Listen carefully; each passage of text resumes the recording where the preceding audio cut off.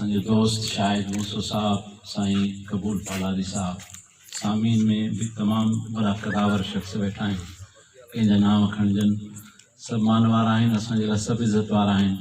सभिनी खे अस्सलामु अलैकुम, भली कार। चाचा तालिब पालारी जी शख़्सियत उन ते सभिनी दोस्तनि पंहिंजे पंहिंजे वस में वेठायर पंहिंजा जज़्बा पेश कया। असांजो के सारूनियूं हुन सां घणियूं आहिनि, पर अवेर घणी थी वई आहे, इन जे करे वक़्तु इन ॻाल्हि जे तफ़सील में वञण जी इजाज़त थो ॾिए।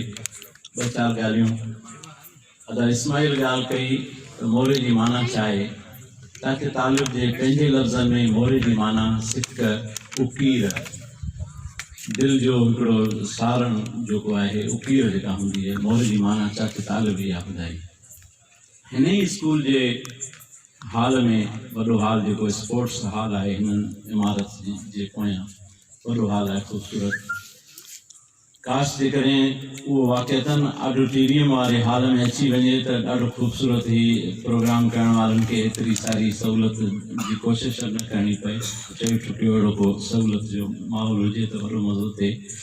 सो उन प्रोग्राम में डॉक्टर नबी बख्श खान बलोच सिंध जो बरख ॾाहो, तमामु वॾो स्कॉलर, वॾो दानिश्वर, चाचा तालिब पालारी जे मौजूदगी में हुन चयो त मोरो कोहिस्तान जो क़ौमी राग आहे ऐं मोरे जो बादशाह चाचा तालिब पालारी आहे।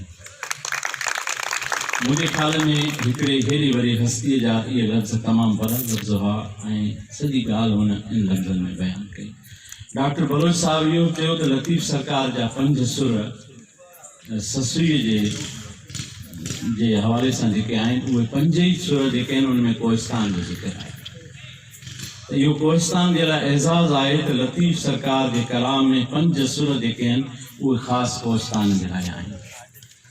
ॻाल्हि इहा थी त छा करणु घुरिजे, ज़िंदगी में खेसि यादि करणु घुरिजे हा, बेशक करणु घुरिजे हा, उहो त विया असां वटां, पर जेके हाणे आहिनि उन्हनि खे असां यादि कयूं।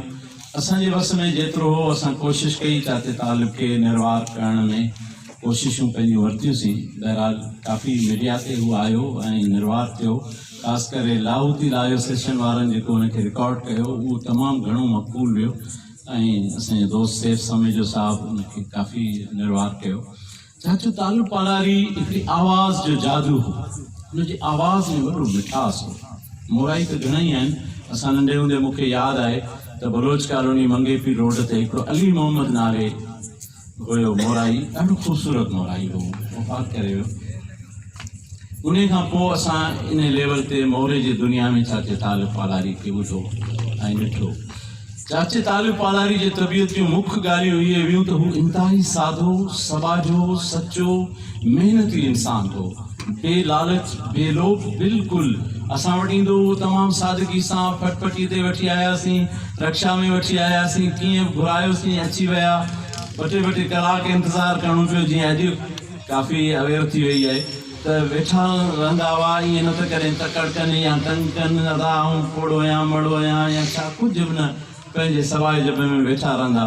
ऐं जॾहिं पछाड़ी में संदन ज़ईफ़ी वारी उमिरि थी, असां खणी गुज़ारिश पुॼंदा हुआसीं त साईं अचो, त चवंदा त पहुच न आहे तबियत में, पर शेख साहिबु तोखे जवाबु न आहे। माना हुननि जी तबियत में हिकिड़ी मोहबत हुई। असां उन्हनि जे लाइ दुआगो आहियूं, अलाह साईं उनखे ख़ुशि रखंदो। इन मौक़े मां फ़ाइदो वठंदे आऊं हिकिड़ी तव्हांजी ख़िदमत में अर्ज़ु करणु थो चाहियां त तक़रीर जो माहौल बि न आहे ऐं मूंखां सभु समझदार वॾा ॼाणू वेठा आहिनि। डॉक्टर टेकचंद साहिबु जहिड़ा माण्हू ऐं साईं शफ़ीक़ साहिबु जहिड़ा दाना ऐं ॿिया सभु मुंहिंजे लाइ मूंखां सभु तव्हां वधीक ॼाणू आहियो, हुन जे साम्हूं तक़रीर जी ज़रूरत न आहे। हिकिड़ी नेक सलाह आहे, उहा इहा आहे, उहा मुंहिंजे ख़्याल में असांजे हिन मजलिस में केतिरा अहिड़ा कदावर माण्हू वेठा आहिनि जेके हिन सलाह खे अमली जामो ॾेई सघनि था। पोइ उहा मंदरनि जे माहौल में थिए या कंहिं समाजी फील्ड में थिए, हिकिड़ो स्टेडियो ठाहियूं असां पंहिंजे कोहिस्तान जो ख़ूबसूरत, ऐं उन में असांजा जेके बि अहिड़ा नामवर शाइर, सुगड़, फनकार, उन्हनि खे महफ़ूज़ कयूं। चाचा तालिब जे लाइ असां इहो सहयोग कयो, पर वक़्तु असांजो साथ न ॾिनो, उहो असांखां अॻु में हलिया विया। असां चयो त हिन महिल ताईं जेतिरा बि हुन मोहरा चया आहिनि उहे सभु महफ़ूज़ कयूं। ॿ फ़क़ीर जी शाइरी, अदा शायदि मूंसे सां मुंहिंजी हिन ॻाल्हि ते 2 दफ़ा ॻाल्हि ॿोल्हि थी आहे, त उहा काफ़ी माण्हुनि जे ज़हन में मौजूदु आहे। हुनजो फ़र्ज़ंद आहे, उहो ॼाणे थो, ॿिया माण्हू, उहा शाइरी महफ़ूज़ थियणु घुरिजे। खमीसो ख़ान शहणू, मुंहिंजो भाउ ख़ुदि टेकचंद मोलाई तव्हां हुनजी शाइरी ॿुधी हूंदी, घणनि असांजी दीवान बिरादरी जे भाइरनि ॿुधी हूंदी। अक्सर करे हुनजी मंदरनि में ॻाई थी वञे शाइरी। हुन घणी धर्मी शाइरी ॻाई आहे, पर तमामु हिकिड़ो सुठो मक़बूल शाइर आहे। पर हुनजी का बि शइ अञा केसटूं त खणी आयूं आहिनि, माता साहिब जे शान में हुन चयूं आहिनि, उहे तमामु मक़बूल रहियूं आहिनि, पर आम तौर ते हुनजी एतिरी अञा शाइरी निर्वार न थी आहे।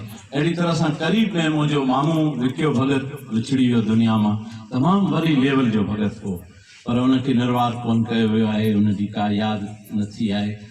ऐं हाणे जॾहिं असांजे जामशोरे में इहो म्यूज़ियम सिखिया जो ठाहियूं त उते भगत टेऊंमल जा फ़ोटू लॻल मूं न ॾिठा, ऐं बसूमल खां वठी नारू भगत जा टेऊं भगत जा फ़ोटू हिते जमो कराया। मुंहिंजो असांजे कोहिस्तान जो हिकिड़ो नालो आहे, उहो हिते निर्वार हुअणु घुरिजे। जॾहिं सभु सिंध जा फ़नकार लॻियल आहिनि त असांजे कोहिस्तान जा अहिड़ा नामवर भगत फ़नकार छो न हुजनि।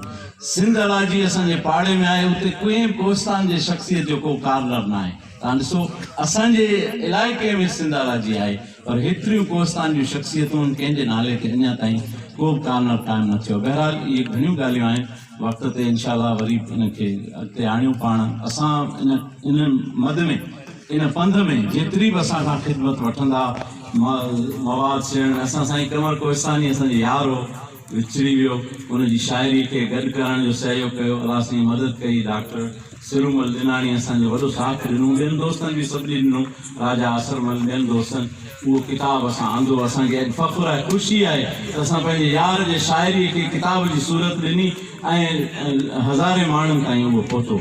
इनशाला ईअं असां इहे शयूं सहेड़ींदा वञूं, कोहिस्तान जे तारीख़ खे यादि रखूं। तव्हांजी सभिनी जी वॾी महिरबानी, मूंखां का कोताही थी हुजे त माफ़ु कजो। ऐं घणियूं ॻाल्हियूं आहिनि जिन ते हिते ॻाल्हियूं थियूं आहिनि, उन्हनि सभिनी ते हिकिड़ी ॻाल्हि करणु ज़रूरी थो सम्झां। असांजे शागिर्द नंढड़े दोस्त शाइरीअ में चयो त ख़ुदा शाम जो अलाए केॾांहुं ईंदो आहे। लतीफ़ सरकार हुनजो जवाबु ॾिनो आहे त नाहे ॾियणु न्यार तो में देरो दोस्त जो, ख़ुदा केॾांहुं कोन ईंदो, ख़ुदा पाण सभिनी जे मन में हूंदो आहे। तव्हां सभिनी जी महिरबानी।